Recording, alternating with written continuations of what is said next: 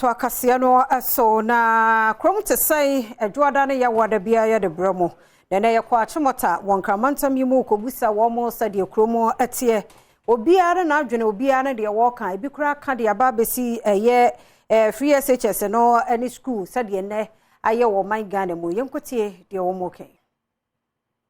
hini me bosome da etosumienu na esan se eye dwoada nti ye bisa se Kuro Mu Te Sen Kuro Mu nye bakuko. Hey, sister seven na upa udibe. Kuro Mu aye din. Isu oton su fomu ye din ankasa. Hey, ahuchire ado Kuro Mu ha. Yentumi nto hwe. Ahuchire. Twese ofri madina eba chimota keke. Lori fare 8 cedis. Achimota to Madina 8 cedis Adom boni ben na wine Ghana ya ye pape nsuo kra yentumi nto water bill yentumi ntua light bill yentumi ntua aduane sese a first na kan kwofo bi si 110 sese 001 wonnim na musuo bo na wo yese obedidi 3 times madam ha onya bi nsio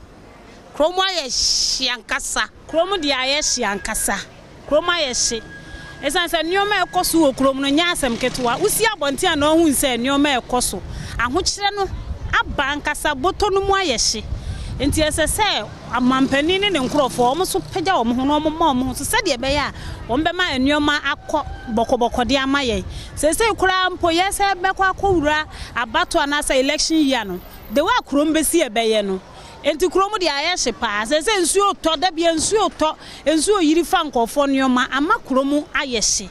nsuo to so fom edin enti media minim se Kuro Mu aye hye pa enti o mampanyini won keka ne ho Kuro Mu de aye hye pa we say me for instance say no me hwe ye yadesua asem a yade asesa na so ko bisa aban be ka cho say Russia ni Ukraine nsem even so COVID-19 so uhwe mu a say yade aban ni timi tutu nema yi anka me sure say yadesua asem no be ye say ukọ SSR e o say e free SHS then so be kwa obewie no na e kanko a say nso a nso e toto na ade a me hu ba ko ne say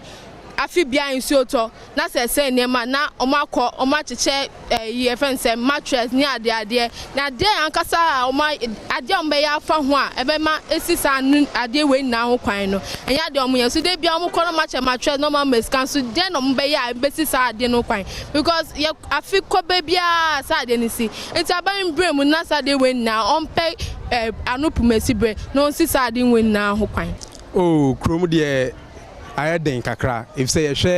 hwe current government na NDC government na ebesen koe no na ye hwe current government here was which is MPP utumu say Kuro Mu ayeden kakra if say wo hwe first na nka oil anka yetumi to no ebia be say ebia bottle ni na ebia be say 15 cedis anase we asisi a wo hwa enam 30 ne 40 wo hwa emu ayeden na afen so sikasema akosoro dia beto bia no akosoro o to is necessary 100 Ghana kura na unya untumi fento ade papa bia so kane no ka oyi 50 kura na utumi kodi dwa begu dem udi ne be se bosome basisia no enam wiase ayeden nti no 100 kura na enso Kuro Mu de enkoye kura enkoye se o hwe nyama ekoso Kuro Mu a media de anya me de sanso nya me fe o san se yama mpanyin nanado ede Ghana card bia ba se register Ghana card and I know meti say almost resume Ghana card registration of Ghana card na me koya ndom abo apia so de enye ndom ketwa